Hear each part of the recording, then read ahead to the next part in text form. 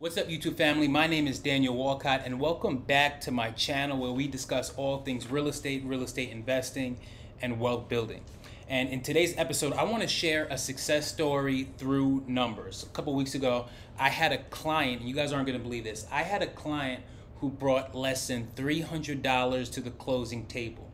She purchased a home in PG County, Maryland, and I want to show you exactly how she did it. So let's get into it. Yeah, they tryna at me, I'm running the race. I gotta pick up the pace.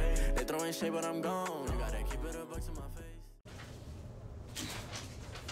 I don't know why I did that. All right, so this buyer purchased a townhome.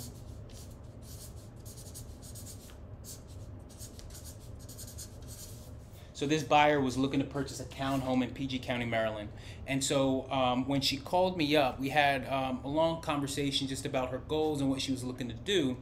And her specific situation, she was telling me that her lease was up in a couple months. And so she knew that homeownership was on her path and something that she wanted to do, but she wasn't sure if now was the right time. And so what I was able to do was break down some of the numbers to show her that with a grant program, a first-time homebuyer grant program, how she can come to the table with enough money while getting her monthly payments to where she wanted to be. So just want to break down the numbers for you guys. So we were under contract for $302,000. So purchase price, $302. Damn it. I messed up a little bit. That's $302,000. I'm just gonna write it over. My bad, y'all. All right, $302,000 is our purchase price. Some background info. She did do a conventional loan. She used a conventional loan, which if you've been following, you know is 3% down. So conventional loan, 3% down with this grant program that she used. And if you guys have any questions about it or want to learn more, drop me a comment, or matter of fact, just email me, dwalcott, that's DWALCOTT @kw.com. You guys are going to want to email me. Email me in the subject line, show me the money, and I'll tell you all about this grant program. With the grant program, they also offer below market interest rate. So her interest rate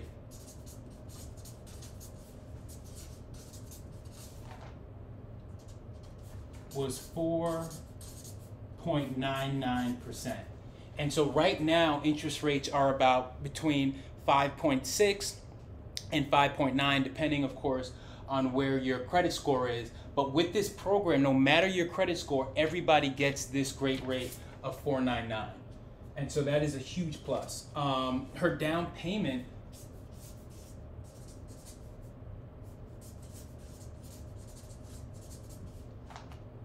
right? So down payment is 3% of that 302. That is $9,060. Closing costs. Now, I've spoken about this before, but closing costs is going to vary depending on the purchase price and other factors. But as a rule of thumb, we like to take 3 to 4% of the purchase price, and that is a good estimate for your closing costs.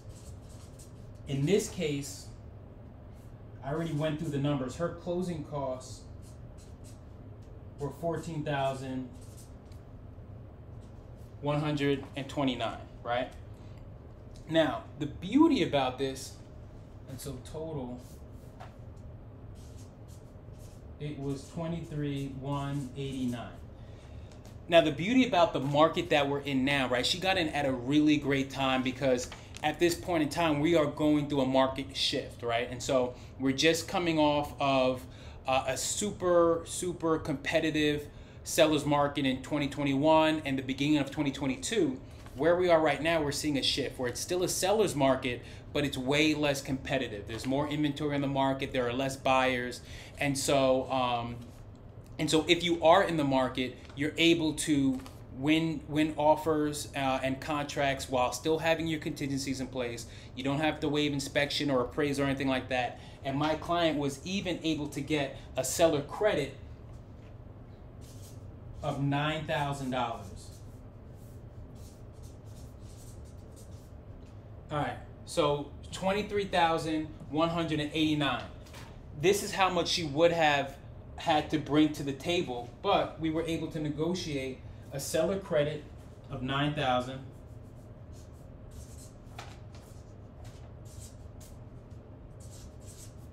Right? And through the grant program, it is a $10,000 grant program, up to $10,000.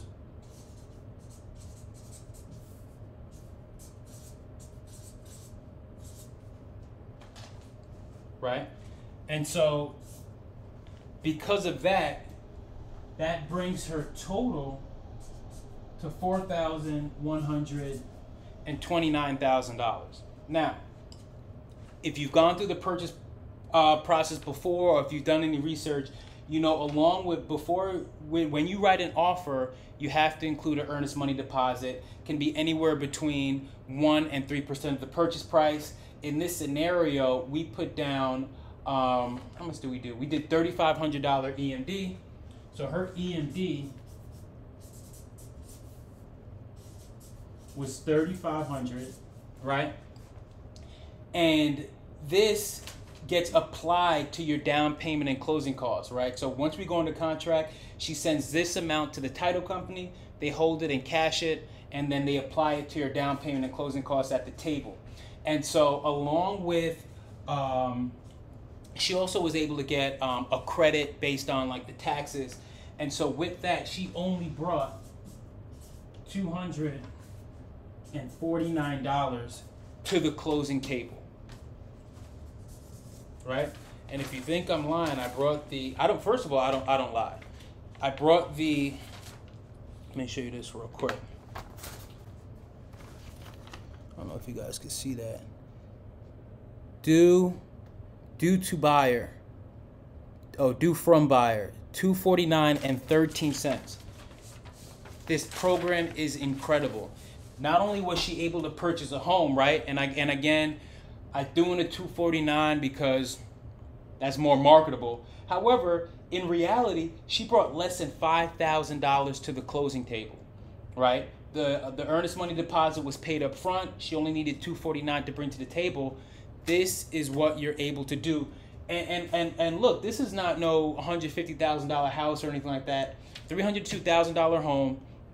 And now she's a homeowner. She doesn't have to rent.